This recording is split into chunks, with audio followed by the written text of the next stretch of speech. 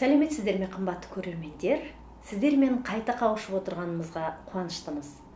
Ұлттық құндылықтар академиясының кезекті түсірілімі бүгін Қоңырбаева Сараш Сахи қызымен болмақ. Сізді қалай деп айтсақ та орынды, бірақ негізгі қауымдастырған профессор, педагогика ғылымдарының кандидаты және ұлттық құндылықтарды өте ерекше өзіндік сипатпен дәріптеп жүрген бірегей тұлғаның бірі деп айтсам, жаңылыспаймын ау деймін. Қош келдіңіз, уақыт тауып келгеніңізге қуаныштымыз. Рахмет. Бізде әдеттегідей алғашқы біздің сұрағымыз, өзіңізге мәлім 5 қараша күні ұлттық құндылықтар академиясы өз іргесін қалады. Оның президенті қылып біз қазір Әділхан Төлегенович сайладық. Және әрі қарай осы түрлі бағыттарда жұмысты алып жүруді мақсат қылып отырмыз. Бұл үкімет пен халықтың арасындағы алтын көпір болатын қоғамдық ұйым. Біздің сіз бен біздің осындай сұхбаттарымыздың негізінде әрі қарай белең алады деген үміттеміз. Осы орайда алғашқы сұрақ сізге мынандай болмақ. Айтыңызшы, сіз ұлттық құндылықтарды дәл қазіргі кезде осы заманның ағымына сәйкес қазақи болмысымызды қайта жандандырып, қайта бұрынғы асыл қазынамызды еске түсіріп, осы дәріптеу қаншалықты маңызды және не себептен деп ойлайсыз? Рахмет, шақырып, сұхбатқа шақырғаныңызға, ойыңызбен бөлісіп жатсыз. Бұл ортақ жұмыс ұлттық құндылықтар академиясының құрылғаны өте дұрыс болды. Бұл көптен көкейде жүрген, өзіңіз білетін қазіргі зиялы қауымның, әсіресе білім беру саласындағы ғалымдардың көкейінде жүрген мәселе. Біз білім беру деген мәселені көп айтамыз. Қатардан қалмау, дамыған елдердің қатарында болу деген мәселені көп айтамыз да. Ал бұның астындағы тұрған фундамент, іргетасы тәрбие екені, оның ішінде ұлттық тәрбие оның өзегі екенін көп жағдайда ұмытып кетеміз де. Біз білімнің сапасына көбірек көңіл бөліп, біз көп жағдайда тәрбиені, оның ішіндегі тәрбиенің өзегі болып саналатын ұлттық құндылықтарды біз ескере бермейміз. Өйткені білім берудің нәтижесін алу оңайырақ, оған тұжырымдама жасау да оңайырақ. Ал енді тәрбие дегенді Америка тәрбиеге көңіл бөлмейді екен, Еуропа тәрбиеге көңіл бөлмейді екен деп, біз де білімнің соңынан, білім сапасының соңынан жүгірудеміз. Әрине, ол жақсы, білім сапасымен санасқан, онымен салыстырмалы түрде озған деген жақсы. Бұл да мемлекеттің бір дамығандығының көрінісі ғой. Бірақ бұның іргетасы неде деген мәселені ұмытпау керек. Осы қандай? Негізі мына білім парадигмасын біз одан алшақтадық, біз қазір тұлға парадигмасына өттік деген сияқты негізгі қазір ұстанымдарды айтамыз. Жаңартылған бағдарламаға негізделген білім беру деп айтып жатамыз. Енді осының түп негізінде дегенмен ұлттық құндылықтар, тәрбиенің өзегі болатын ұлттық құндылықтар болуы тиіс дейсіз ғой. Ал енді осы орайда біз қазір не істеуіміз керек? Мен ойымды жалғастырайын. Осыдан 20 жыл бұрын білім академиясында, мен мектепте ұзақ жылдар жұмыс істедім. Сөйтіп білім академиясына ғылыми зерттеу институтына келіп, тәрбие мәселелері институтында бірге жұмыс істегеніміз өзіңіз білесіз. Сол кезде өзіңіз білесіз, кейбір атағы дардай ғалымдардың өзі білімді адам ол тәрбиелі деген концепция жасап, өздері соны айтатында, соған сенетін. Сол ғалымдардың осы 20 жылдың көлемінде, осы 15 жылдың көлемінде олардың пікірлері түбегейлі өзгерді. Олар басқа дамыған елдердің не үшін алдыда озып тұрған білімнен не үшін озғанын, және құр білімнің бәйгеге түскенде осалдық танытатын, білді. Біздің білім алып жатқан жастарымыз 20 жылдан кейін қоғамдық дәрежеде, қоғам қайраткер деңгейінде көрінеді. Міне сол кезде олардың тіліңмен жүгіргенше біліммен жүгір деген бұрынғы саясатпенен қарайтын едік қой. Құр білімнің өзі де жоғары көрсеткіш көрсетпейді екен. Ол іс әрекетте тәрбие деген нәрсе дұрыс негізгі мәселе сол болу керек. Әсер ететін тек қана білім емес. Бұл тәрбие, мықты тәрбие. Оның ішінде ұлттық құндылықтар. Қазақстан көп ұлтты мемлекет деген бір тіркес өте сәнді болды. Соны айту. Қазақстанда 130-дан астам ұлт бар. Біз ұлттық құндылықтар деген сөзді айтудан қорқып қалдық. Неге? Біз ұлттық құндылықтар, қазақтың ұлттық құндылықтары деп айтатын болсақ, ол басқа ұлттардың көңіліне тиеді. Олар да ертең, ішімізде бір қорқыныш бар да, олардың көңіліне тиеді. Біз ұлттық жағынан дамып жатсақ, олар да бізбен тең құқылы ғой, осы елде тұрып жатыр ғой деп. Қазақстанда көп ұлт тұрады, 130-дай ұлтпен ұлыс тұруы мүмкін, бірақ олардың барлығы Қазақстанды құраушы ұлттар емес. Қазақстан унитарлы мемлекет, оның бірінші сипаты Қазақстанда жергілікті ұлт қазақ. Жергілікті ұлт қазақ, сондықтан Қазақстан көп ғалымдардың Қазақия деп атайық, қазақ елі деп атайық деп тұрған себебі сол. Бізде автономиялы республикалар жоқ. Мысалы, Ресейде, тіпті Өзбекстанда да өзінің автономиялы Қарақалпақстаны бар деген сияқты. Біз өзіміздің тәрбиемізге, өзіміздің ұлттық құндылықтарымызға жүгінбесек, ол кеш. Біз әлі күнге шейін мысалы қарасаңыз, тіл бізде қазақ халқының тілі, ана тілі ұлттық құндылық сипатынан түсіп бара жатыр. Құндылығы өзгеріп бара жатыр. Неге? Қазақ тілін білгеннен ағылшын тілін білудің маңызы жоғары болып бара жатыр ғой. Сондықтан бұл не? Бұл заңдағы солқылдақтық. Мемлекеттік тіл деп қоямыз да, оны талап етпейміз. Орыс тілі олардың да көңіліне келіп қалмасын. Орыс тілінде сөйлейтін біздің қазақтар бар ғой, орыс тілінде сөйлейтін басқа ұлттар бар ғой. Сондықтан олардың көңіліне келіп қалмасыншы деген бір жалтақтық. Біздің бұл қанымызда бар менталитет, ұлтымызда бар. Біздің көшпелі халық болдық, көшпелі ел болдық. Сондағы мақсатымыз мынау көшпелі елдің сипаты қонақжайлылық екен да. Көшіп қонып жүрген кезде әр таныс жерге барасың, таныс емес жерге барасың, олар сізге келеді, бұрынғы отырған жерден адасып басқа жаққа барады. Сол кезде көшпелі елде мынандай ұстаным болғанда қонақжайлылық деген парыз болу керек. Өйткені шөл далада адамзат зардап шекпеу керек. Сіз сияқты адамзат, сіз бұл жердің ой қырын білесіз, ол білмейді. Сондықтан сіз оған жағдай жасаңыз, оған ішіп жемін дұрыстап беріңіз. Ол кездерде енді қонақ үй деген жоқ, оларды алып жүруші жоқ, туризм деген жоқ заманда әрбір тұрғыннан, көшпелі әрбір тұрғыннан жүргінші халыққа жағдай жасау, танитын, танымайтын халыққа адамзат зардап шекпеу деген бір мықты философия болған. Соның негізінде қонақжайлылық құндылық болып қонақжайлылық бізге құндылық. Ешқандай адамға несіне, ұлтына, дініне қарамай, әйтеу адамзатқа көмектесіп жүруің керек. Ол Алладан келген саған сынақ, оны дұрыс сыйлап жіберсең, ол саған сауап деген сияқты. Бұл бізде асыл құндылық.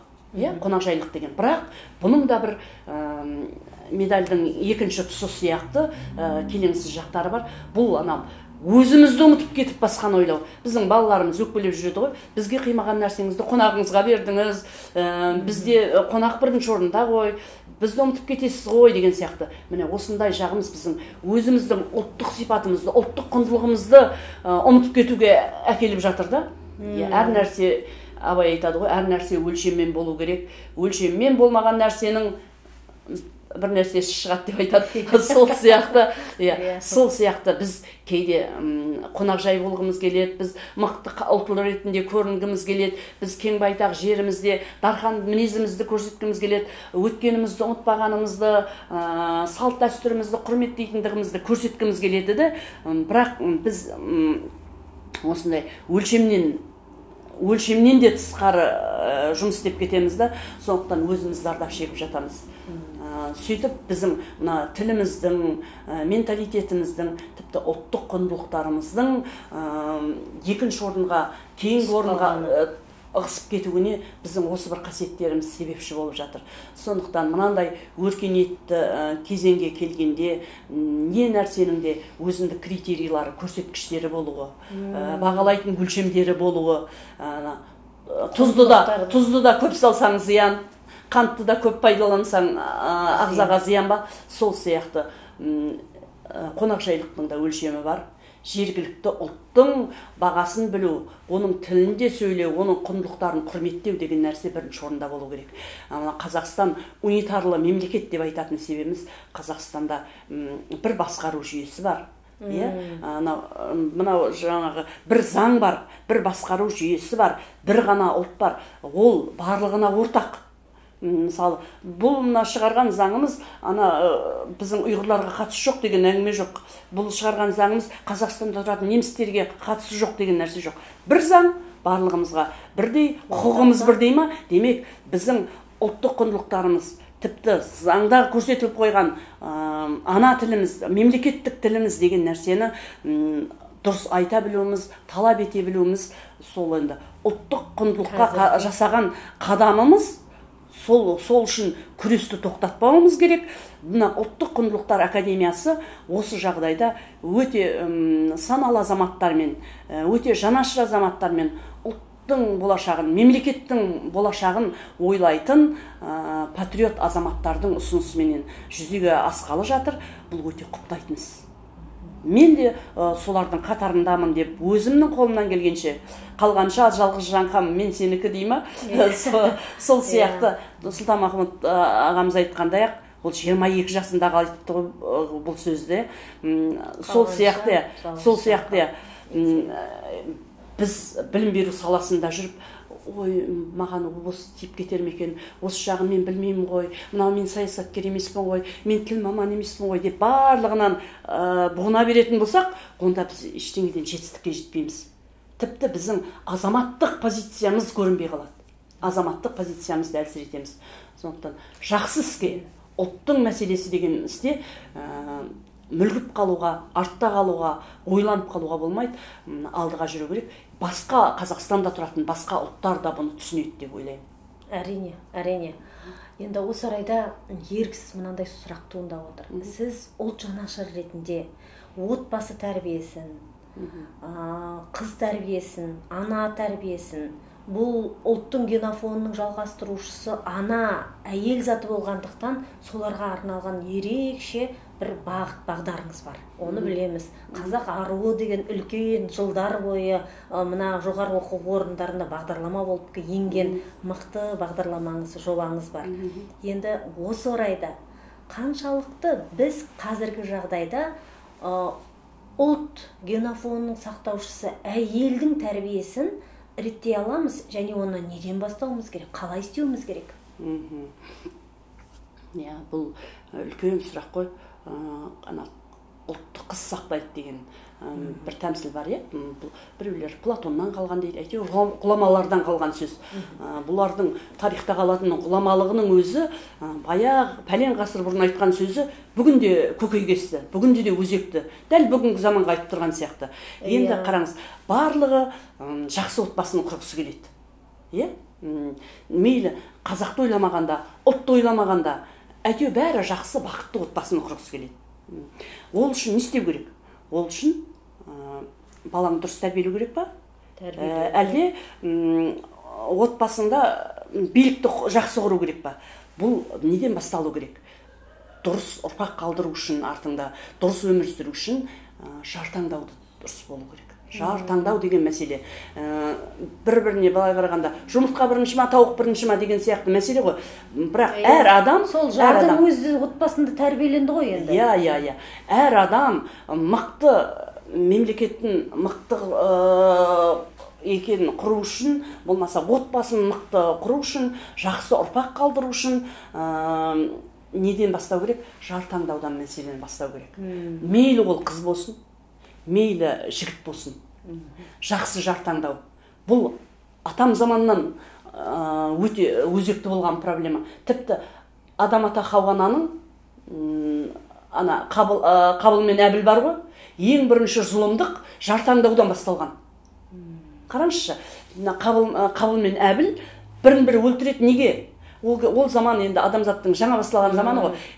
Егізден бір қыздан дүниеге келіп отырғанда, соны егіз қыз, егіз ұл өздерінің қарындастарын әйелдікке алатын болған, сонда әдемірегіне, ақылдырағына таласып қалады ғой. Сонда ең адамзатта алғашқы адамның өлімі жартаңдаудан басталуы, бұл жартаңдаудың оңай болмағандығы. Маңыздығы. Иә, маңыздылығының өзі. Сондықтан жартаңдау деген нәрсені біз мектепте ғылымның барлық негізін үйретеміз. Барлық ғылымның негізін мектептен біліп шығады. Және оны ары қарата дамытатын ғылыми білім алу үшін жоғары оқу орнына түседі. Тіпті оны дамытатын деңгей бар. Бірақ ол адам ғылымның, білімнің шегіне жетсін. Бірақ ол бақытты ма? Бақытты ма? Мәселе отбасын дұрыс құруда. Отбасында бақытты адам, ол өмірде бақытты.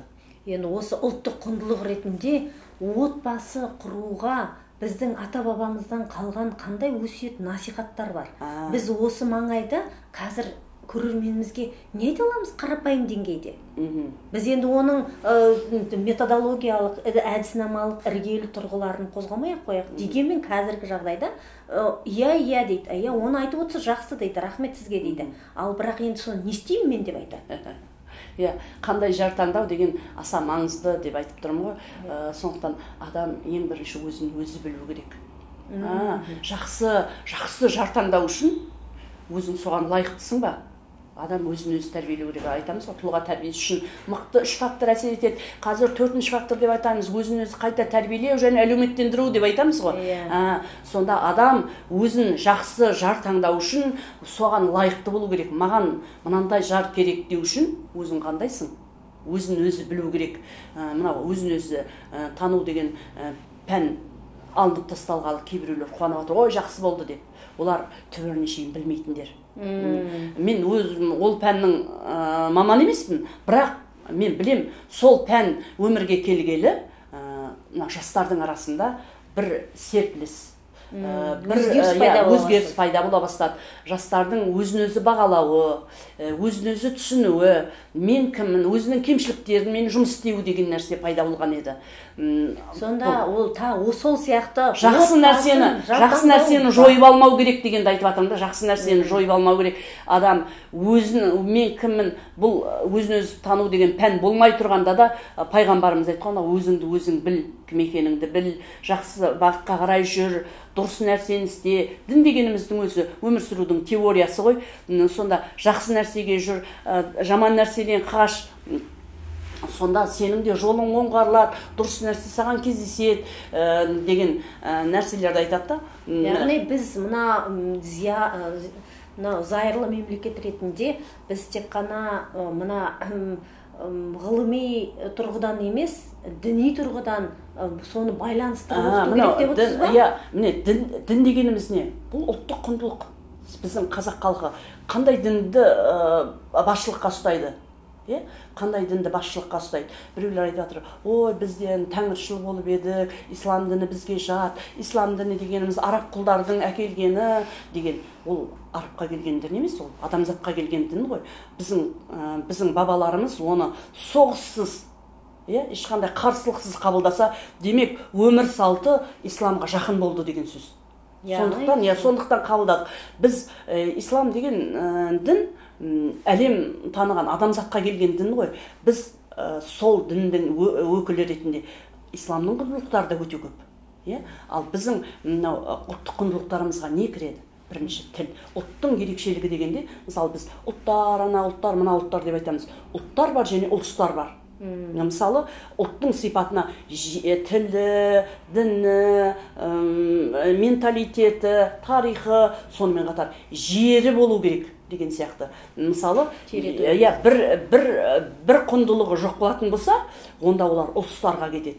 ұлыстарға кетеді де. Ал енді біздің Аллаға шүкір, бабаларымыздан қалған мынандай ұлан байтақ жеріміз бар. Байлығы, жеріміздің асты да үсті де байлыққа толы. Бақыт па? Бақыт. Құндылық па? Құндылық. Жеріміз бар, тіліміз бар. Қандай бай тіліміз бар. Айтады ғой, қарапайым. Абай жолында қолданған лексикалық қор, мысалы, әлем тадыған, пәлен Нобель сыйлығын алып отырған елдердің әдебиеттеріндегі тілдік қордан пәлен есе жоғары дейді.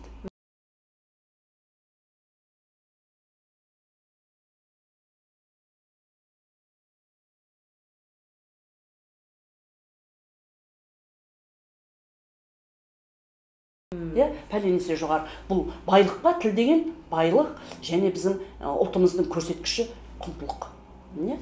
Сол сияқты дініңіз, діліңіз, менталитет ішіне салт дәстүріңіз, өмір салтыңыз, бұның барлығы сол менталитеттің ішіне кіреді, менталитеттің ішіне кіреді. Бұны діл дейді. Тіл, дін, одан кейін сіздің еліңіздің тарихы, сіздің мынау құқығыңыз, ол жаңа бостандық деген адамның басты көрсеткіші ғой. Адам басқа бір елдің боданында жүрсең, сол елдің заңына бағынасың ғой. Сондықтан құқығыңыз, мемлекетшілдігіңіз, одан кейін мынау өнеріңіз. Бізде қанша өнер бар, өнердің қанша түрі, тілден басталып, анау кескіндеме сәулет өнеріне шейін қанша өнер дамыған. Біз сонымен қатар құндылығымыз, өзіміздің ұлтымызға тән білім беру жүйеміз бар. Бұл да құндылық. Сондықтан осындай біздің мықты құндылықтарымыз бар. Біз соны айтуымыз керек, дәлелдеуіміз керек. Осыны насихаттау, ғылыми жүйеге қою, өмірде қолдану деген мәселе үшін күресте, насихатта тоқталмау керек қой. Біз дамыған елдердің қатарында боламыз десек, тәуелсіздік алғалы соны стратегия қылып қойып отырмыз ғой. Және жаһанданудан жұтылмайтын ұлт болғымыз келсе, міне осы үшін күресті тоқтатпауымыз керек. Кейбіреулер осы қатты қорқатшы, ұлттық құндылық деп айтсақ, басқа ұлттардың жүрегіне тиеді деген. Қазақстан Республикасы, ондағы негізгі ұлт, қазақ халқы, бұл ешкімнің намысына тиетін дейміз. Біз оларды отаннан айырып келіп күштеп ұстап отырған жоқпыз, басқа елдерді. Олардың өздерінің қалауы. Сондықтан біздің елімізде тұру олардың қалауы болатын болса, біздің тілімізді, тарихымызды, біздің өмір салтымызды, дінімізді құрметтеу оларға міндет болу керек. Енді сіздің айтқаныңызды тоқтатпай тыңдай бергім келеді. Дәл осылай біздің көрермендерімізді ойда отырған шығар. Енді былай айтып келетін болсақ, біздің бар нәрсемізді әдіснамалық тұрғыдан негіздеп, әдістемелік тұрғыдан қолдану құралдарын көрсетіп, оның тетіктерін, іске асыру тетіктерін, механизмдарын жолға қоятын болсақ, осыған зиялы мынау ғылым саласындағы азаматтар қосылатын болса, осының бәрі іске асырылады деп ойлайсыз ғой? Әрине, әр адам өзінен бастау керек, өзін тану керек дегенде әркім өзі менің қолымнан не келеді? Менің қолымнан не келді? Мен ұлттық құндылықтар, этномәдени құндылықтар негізінде жастарды отбасына тәрбиелеу деген тақырыпты зерттедім ба, сонымен айналыстым, соған бағдарламалар жаздым, соған эксперимент жасадым, қолымнан келгенше бір-екі мектепке енгіздім, үнемі үздіксіз сол тақырыптарға қатысты бағдарламаларға барамын, айтамын, алдымдағы тәрбие берген адамдарға, мысалы, соны талап етемін. Маман даярлау ісі деп айтады ғой бізде, маман даярлау. Маман даярламай тұрып дұрыс адам тәрбиелеу маңызды. Ең бірінші дұрыс жақсы адамнан ғана жақсы маман шығады. Маған оның қандай адам болғаны маңызды емес, оның жақсы маман болғаны десек, онда біз қателесеміз. Бірінші дұрыс адам тәрбиелеу. Сондықтан мен өзімнің қолымнан келгенше Қыздар педагогикалық университетінде 15 жыл дәріс берсем, сол жерде қазақ аруы деген арнайы курс құрдым. Ол енді оқыдық, көрдік, сабақта бердік. Ол өзіңіз әріптес болып қатар жүрдіңіз. Сонда біз қыздарымыз дәріс алды, отбасылық өмірге даярланды дегенде, сонда қыздар айтатын ғой, апай біз мына дүниенің барлығын біліп жатырмыз, сонда бізге қандай күйеу лайықты болады деп айтады да. Осы орайда үнемі айтудан жалықпаймын. Біздің қазақ отбасыларына жанашырлықпен айтқым келеді, әсіресе ауылдағы ағайындарға, бауырларыма айтқым келеді. Ер азаматтарды оқытыңыздар. Ер азаматтарға жақсы білім беріңіздер. Біздің алғашқы алаш қайраткерлері кім еді? Көпшілігі қазақтан шыққан азаматтар еді ғой. Қазір қайраткерлерден қыздар көбірек шығып жатыр. Қыздардан гөрі азаматтар көбірек шықса, мемлекеттің қорғаушысы, негізгі тірегі азаматтар ғой. Сондықтан ер азаматтарды көбірек оқытыңыз. Оқыған қыздар, біздің мына қазақ отбасылар бір баланы ақылы оқыту мүмкіндігі бар болса, қыздарын оқытады. Неге? Барған жерінде қор болмасын деп. Барған жерінде қор болмас, мамандығымен жұмыс істер. Бірақ оның жаны тыныштық таба ма? Оның өзіне лайықты жар бола ма? Өзімен тең отырып сөйлесетін, тең отырып бала тәрбиелейтін, тең отырып бір мәселелерді шеше алатынға лайықты жар болу керек қой, лайықты ері болу керек қой. Сондықтан ер азаматтарды, ер балаларды, ұлдарды дұрыс тәрбиелеп, дұрыс білім беріңіздер, мамандық алып беріңіздер. Сол кезде біздің қоғам дамиды. Тек қана қыздарды оқытып, қыздар қор болмасын, қыздар қор болмасын деп айтқаннан қоғам дұрыстамайды. Неге бізде отбасындағы бүлінушілер неге көп? Неге біздер әйелдер күйеулеріне көңіл толмай ажырасып жатады? Міне осындай білім алудағы, тәрбие алудағы олқылықтар отбасында көрініс көбірек табады. Сондықтан қазақтың отбасы мықты болсын десеңіз, екеуі қатар білімді болсын, екеуі қатар тәрбиелі болсын. Сонда ғана тең жүреді ғой. Арбаны қосат қатар пар болып сүйреген кезде біреуіне күш түссе зорығады ғой. Сол сияқты осы нәрсені біздің қазақ отбасылар көбірек ұстанса екен. Ер азамат жер қазса да өлмейді деген болған бұрынғы ұстаным. Екі қолға бір күрек дейтін. Қазір күрек ұстайтын жұмыс азайып бара жатыр. Сондықтан білімді болсын. Күрек ұстаса да білімді болып ұстасын. Сапалы ұстайды дейсіз ғой. Деп ойлаймын енді. Осы орайда осыны айтқым келеді. Жаңа айтқан соңғы бір интервьюін байқап қалдым. Дәл осыған мысал алып келтірген ғой. Қазір дейді, әрине әйел заты бір бас төмен тұру керек ер азаматтан дейді. Ол қалай төмен тұрады? Егер ер азаматының мәдени деңгейі, білім деңгейі, эмоционалдық толымдылығы оған келмейтін болса, сонда ол төмен қарай қалай құлдырайды?